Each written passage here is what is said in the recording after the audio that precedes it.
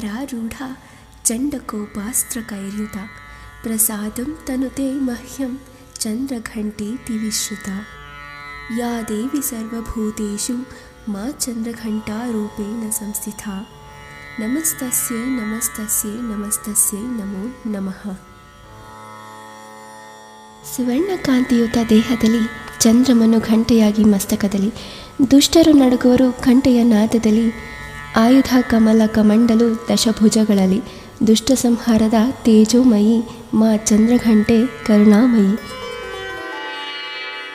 ಶಿವನು ಪಾರ್ವತಿ ದೇವಿಯನ್ನು ಮದುವೆಯಾಗಲು ಭೂತ, ಋಷಿಮುನಿ, ತಪಸ್ವಿ, ಅಘೋರಿ ಮತ್ತು ಗಣಗಳ ಜೊತೆ ಭಯಂಕರವಾಗಿ ಕಾಣಿಸಿಕೊಂಡಾಗ ದೇವಿಯ ತಾಯಿ ಮೈನಾದೇವಿ ಮೂರ್ಛೆ ಹೋಗುತ್ತಾರೆ.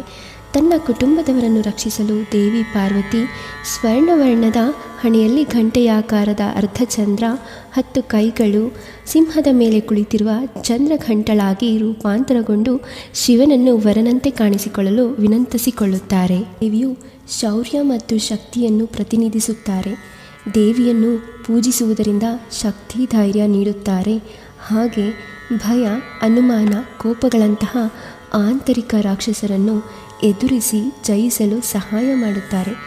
ಜೊತೆಗೆ ಆರಾಧಿಸುವುದರಿಂದ ಮಣಿಪುರ ಚಕ್ರ ಶುದ್ಧಿ ಆಗುವುದರ ಜೊತೆಗೆ ಜಾಗೃತಗೊಳ್ಳುತ್ತದೆ. ನಿಮ್ಮೆಲ್ಲರಿಗೂ ನವರಾತ್ರಿ 3ನೇ ದಿನದ ಶುಭಾಶಯಗಳು.